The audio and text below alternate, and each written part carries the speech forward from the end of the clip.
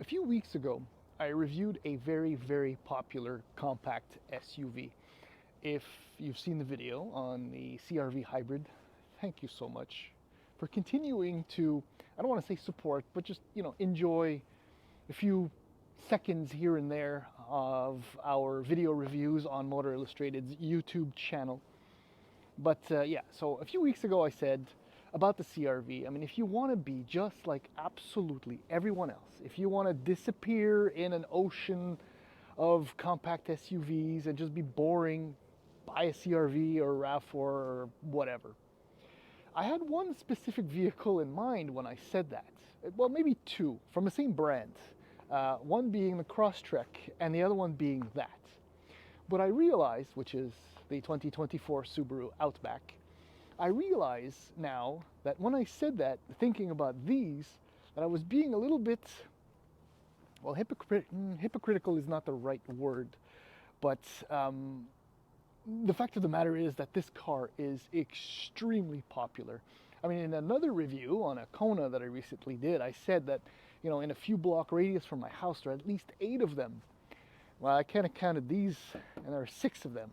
So, I haven't counted the CRVs. I should compare that. Point is that this is extremely popular.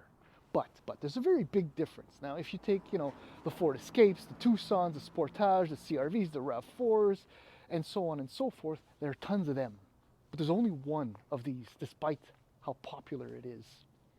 So what am I trying to tell you? I was like, I'm going to repeat what I said with the CRV, but in a different way, where don't be like everyone else.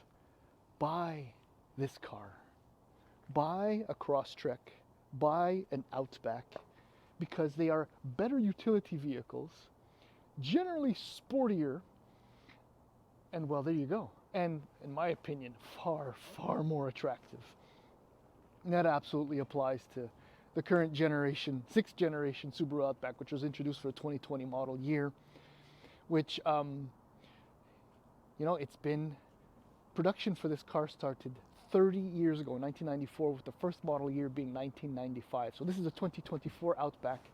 I'm really looking forward to seeing what Subaru will do to commemorate and celebrate 30 years of, in my opinion, I don't want to say the coolest, but one of the absolute, because I own the coolest mainstream car, which is a Golf Sport Wagon. So let's just say one of the coolest mainstream family, everyday, do everything car, the Outback. On the following review, we're going to talk about this car. I mean, you've seen tons of them everywhere, as I said, because they are extremely popular. I mean, in almost 30 years now, I don't know how many millions they've sold. And there just aren't that many, aren't enough, in my opinion, I guess is what I'm trying to say. So yeah, a walk around of this specific Onyx version, which explains the black wheels and the black trim. I'll tell you a little bit more about that.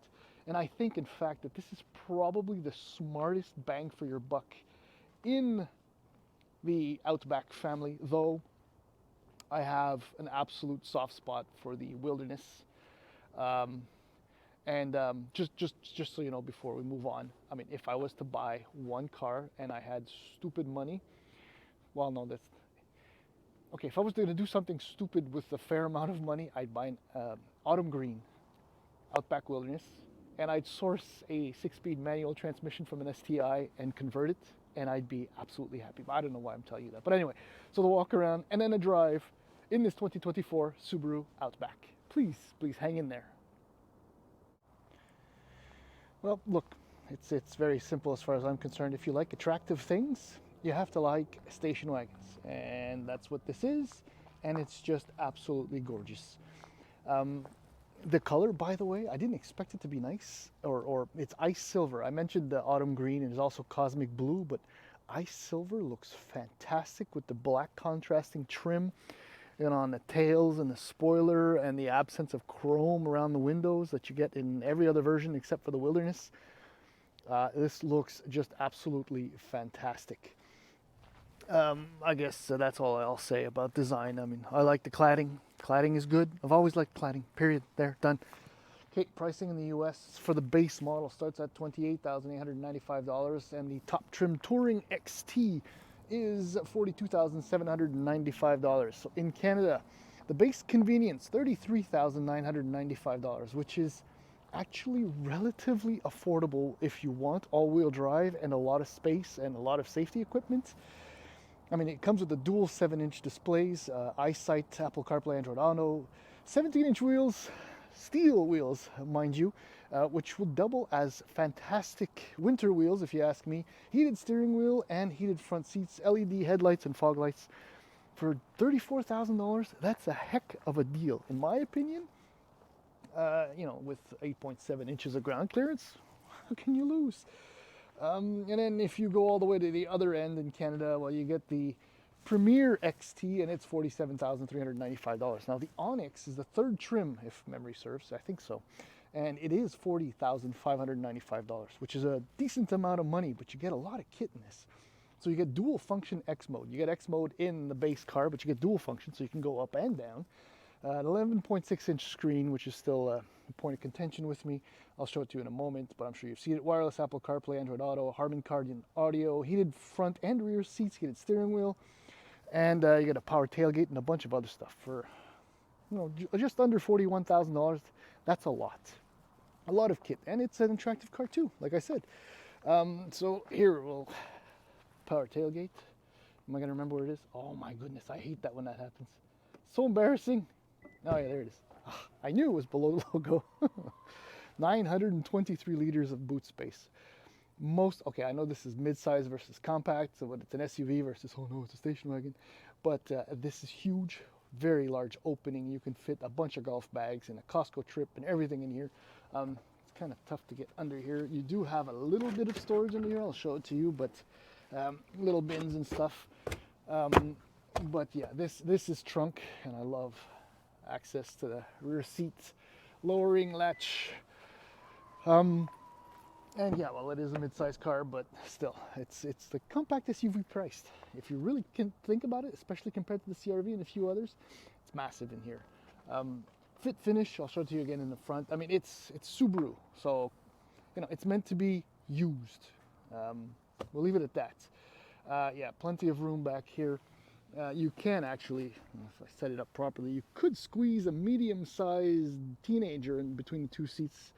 These are the smaller ones, obviously, but loads of room.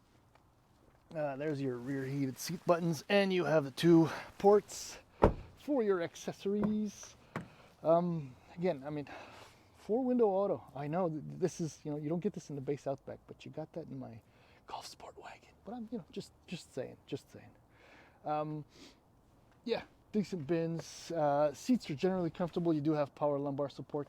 This material, which is a soft touch, I can't find the name, but it's like a soft tex that you'd get in a Toyota. It's not that cold today, but it was colder earlier this week. This stuff is really, really cold, and this brings up the problem with. Let's slide aboard, start it up. The 11.6-inch display. So let's just say, okay. Well, that was pretty quick because I just shut off the car a few moments ago. But when you start it up cold, it takes a long time to load, and it's just annoying. And the screen is on an angle, and it's prone to reflections. You know, wrong one. This one. This is your, you know, it's fine, but it's way too long to load. It's not that intuitive. It's a nice talking piece, as I've said in the Forester and others. And here's the steering wheel button. Thankfully, this one is independent of the screen. But yeah, analog gauges, which I love. I mean, at least the screen is well integrated into the dashboard. Storage is actually kind of limited. So there's your wireless phone charger, cup holders being used, decent bin. Door bins aren't that huge. Thankfully, there's this for, you know, keys and phones, stuff like that. And when it comes to Subarus, it's visibility. Visibility is exceptional. I think Subaru probably has one of the best visibilities, forward and side visibility in the business. And it's still really fun to drive, despite one thing, an old problem, but that's me. But let's go. The old problem, it's not a problem, really. It's just when in my work, in my line of work, when you step out of a car with a real transmission and you step into something with a CVT, it really pops. It really becomes noticeable. And I suppose because I'm hyper aware that it's a CVT, even after 5 days of driving this car, it's still very present in my mind. If mostly because of the 2.5 liter naturally aspirated 4-cylinder engine, 182 horsepower, 5,800 RPM, 176 pound-feet of torque at 4,400 RPM. You'd think I'd memorize that, It's buzzy, it's a little noisy, but it is part of Subaru's charm and character. That's why I have the sunglasses on. But when the engine is coldish, right now it's warmish, there's a lot of drum going on. It's an old problem. It's like that poor dead horse that I've been beating on since 2003 with the 03, the Murano. 20 years of beating on the CVTs. I've lost that battle, apparently. Oh, look at that. The mirror's casting a shadow right on me. That's cool. It doesn't matter. I actually tried on a few occasions to put it in manual mode and manually shift. From a dead stop, stuff like that. But there's no satisfaction in that whatsoever either. There's still the elasticy effect between shifts, and it doesn't help anything or anyone for that matter.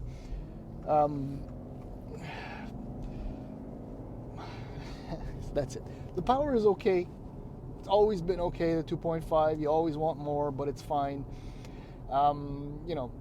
Subaru and Natural Resources Canada says that you can average between 9.7 or 9.3 on the highway or in the city, and then like 7 something on the highway, which means that on average you might get about 8. I can't do any better than 10. I'm having way too much fun as always, but I don't think you'll average 8 even unless you're extremely docile with the fuel, the throttle, not the fuel. There isn't much else to say about the driving. It's the global platform for this generation of the car, meaning that it's really stiff. The suspension, double wishbone in the rear. It rides very SUV-ish like, which I like. Steering is, as always, just so Subaru, and I adore it for that. Lots of ums, It's because there isn't that much to say about it. And I still absolutely adore. Brakes feel good. Handling is nice. I mean, it does feel like it's up on stilts, right? Like I said, 8.7 inches of ground clearance compared to, I think, the Wilderness has 9.4. But because the platform is so strong and the suspension is designed for the application properly, even with the winter tires, I'm having too much fun, carving stuff, because it's not what you do with an Outback, but that's what I do with an Outback because I'm dumb like that. But look, if you kind of partially blend the mid-size and compact SUV segments, also, even in the lowest setting, the heated seats are really, really warm, even for my butt. Which is cold because I'm old now. Lots of ums again.